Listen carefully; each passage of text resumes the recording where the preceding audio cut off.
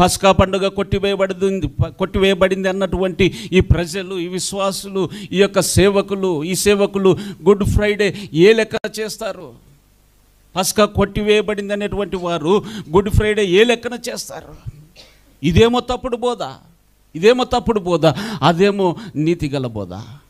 ఇదేమో ఆచారం, ఇదేమో ఇశ్రాయేలు ప్రజలది. మరి గుడ్ ఫ్రైడే ఎవరిది? లేఖనములు ఎక్కడ ఉన్నది? గుడ్ ఫ్రైడే ఎవరిదండి? కొద్దిగా ఆలోచించిన అర్థమైపోతుంది.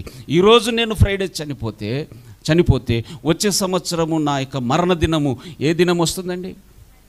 ఏ దినం వస్తుంది? ఫ్రైడే వస్తుందా? ఒకవేళ డిసెంబర్ 25 ఆయన పుట్టుక దినము కాదు, లేఖనము చెబుతున్నటువంటి సత్యము, సేవకులు అంగీకరిస్తున్నటువంటి మాట, ఆయన పుట్టుక దినమేమో ఫిక్స్డ్ అయిపోయింది డేటు. ఆయన మరణ దినం ఎందుకు మారుతూ ఉంది?